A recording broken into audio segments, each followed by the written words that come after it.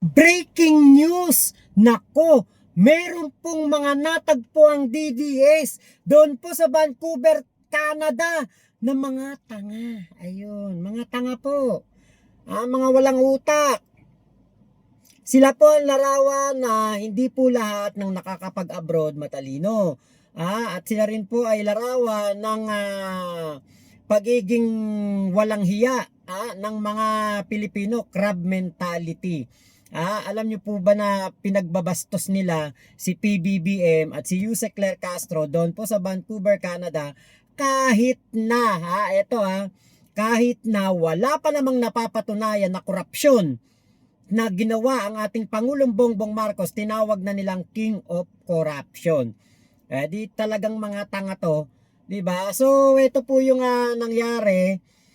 Yung nangyari kay PBBM dun sa may labas ng Jollibee pagkagaling nila doon ni Prime Minister Carney. Yan po'y talagang nako, kung ako lang nga po ang presidente, baka yan pong mga pinagpapaloko na ng payong. Ngayon naman, ito naman ang ginawa nila kay Yusek Claire Castro. Grabe po ang ginawa nila kay Yusek Claire kasi nga hindi po nila matanggap na ang atin pong Yusek ay napakagaling pong magtanggol sa ating Pangulong Bongbong Marcos. Ito po yun. Okay. Ayan. Pero oy ang mga Pilipino, Shame on you, Claire, anti-Claire. ninyo ang kwarto sa platform. Shame on you, anti-Claire, anti-Claire. Please bring the money to the Filipino people. We have a big flood control projects come right now. I think we can hear you without that.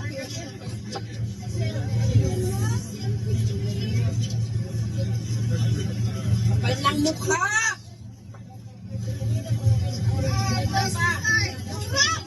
You can feel more. If it's random on you guys, just let them see it. You can film them all you want. No problem. We are virus, we just want to let them know. Feel free to say whatever you want. She lies. Oh, come on. Harassing? Look what you did in the Philippines. No, we are not violent. She's a liar! Sinungaling! Sinungaling! Sinungaling! Pangit! Pangit! She's enabling the massive corruption in the Philippines. She pocketed billions of pesos! Yes! Yeah! Yes! Maleta ka! You're one of the maleta ka! Hindi pa daw sila violent nung lagay na yun, ano? So ito po, pinakita lamang po nitong mga taong ito na sila po yung mga walang utak. At sila po yung mga mga violente talaga. Pinapakita lamang nila ang pagiging tatak Duterte supporter. Ito pong mga taong ito po yung ito kasi meron sa akin isang nagbigay ng info sa Canada na tropa pips natin, panahon pa ni Kulaong, panahon pa ni Norman Mangusin, supporter na natin to. Yun daw pong isa doon sa video na nagsisisigaw na kapag-asawa lang daw po ito ng Canadian. So maliwanag, ginamit ang pempem, nagpaborike ng pempem sa APAM para guminhawa buhay. Tapos ganun na po ang kanyang asta. So ibig sabihin, ito. Ito. Pinapakita niya lamang talaga kung gaano siya ka-low life. Pinapakita lamang niya kung gaano siya ka-squatter sa Pilipinas. Nagpaborike ng pempem. Nagpabembang sa APAM. Tapos nakaranas ng konting ginhawa. Feeling na po'y kanya na yung Vancouver, Canada. At hindi na pwedeng tumuntong doon ang ating Pangulo at si Yusek Claire Castro. Nako, napakatindi naman itong si Manang, si Ateng. Bago mo sana lait-laitin si Yusek Claire Castro at bago mo sana pinagsasalitaan ng mga hindi maganda si Yusek Claire, Sana, 'di ba, pinatunayan mo muna na may corruption talagang ginawa si PBBM at si Yusek Claire Castro kasi 'yun ang pinakamainam. Pero syempre, alam naman natin na wala naman talagang ginawang korupsyon ng ating Pangulo at lahat po ay puro lamang pagbibintang. Magpasa hanggang ngayon, wala po silang maipakitang ebidensya na si PBBM ay may kinalaman sa flood control project. May narinig tayo doon na meron pa pong sumisigaw, maletagang. Hindi nyo ba alam? Si Digong ang may dalang maletang pera galing Hong Kong nung nahuli siya ng Interpol at ito ay pina-freeze ng ICC. So ang tunay na may maleta talaga ng pera ay si Digong. At huwag nyong kakalimutan, sinabi ni Sara Duterte, hindi pa sila nakakarating ng Malacanang ni PBBM. Meron ng maletang pera na nakukuha ang mga kurakot. O edi ibig sabihin, hindi pa presidente si BBM, nandyan na yung maleta.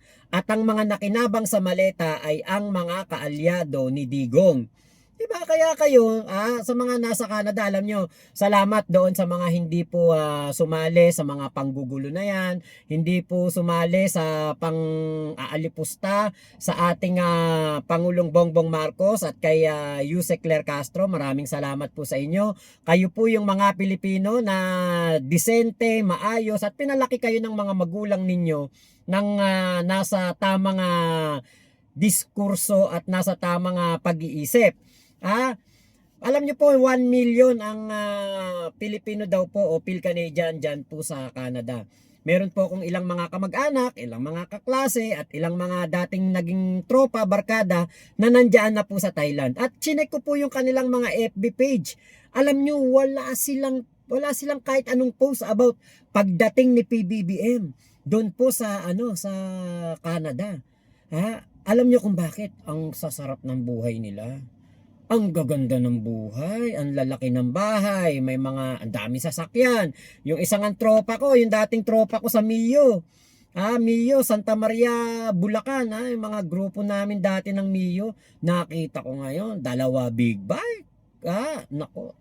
Ang yayaman na. So ibig sabihin po, yung mga sumama diyan sa rally na yan sa Vancouver, Canada, yan po yung mga umaasa sa libreng pansit. Tumanggap ng $50.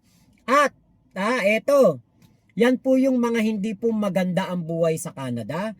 Maaaring iba dyan ay TNT, maaaring iba dyan ay mga palamunin, mga pabigat sa kanilang pamilya at isinisisi sa gobyerno ang nangyayari sa kanilang kahirapan.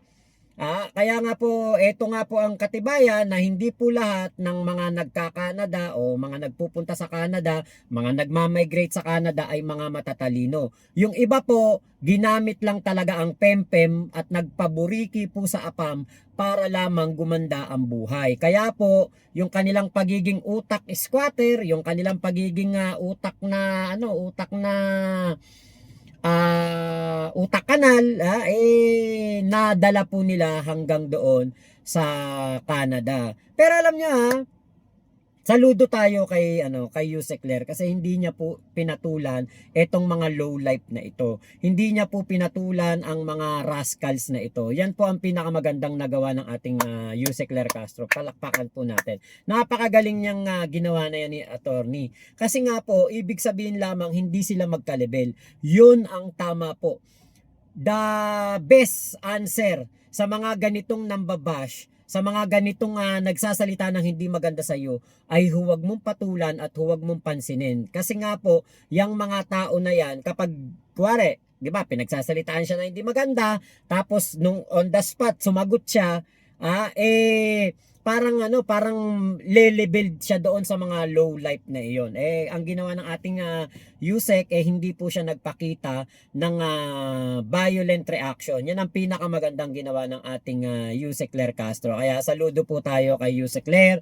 At doon po sa mga Pilipino sa Vancouver, na mga dati nating mga kaibigan, mga dati nating tropa, mga dati nating mga nakasama sa vlog o nakasama natin sa buhay, mga naging kaklase natin. Salamat po sa inyong hindi panggugulo at hindi po pagsama diyan po sa mga katarantaduhan na ginagawa ng mga DDS sa Canada, dahil pinakita nyo lamang po na kayo po'y mapagmahal sa bayan, may respeto kayo, at kayo po ay mga edukadong tao. Hindi po katulad nitong mga DDS na ito na pinakita lamang nila na sila ay mal-edukado at hindi sila napalaki ng maganda ng kanilang mga magulang. So, yun lamang po. Maraming salamat sa pagsama nyo dito sa aking vlog na ito. Ingat po kayo. Nasan mang panig kayo ng mundo mo. Chup chup.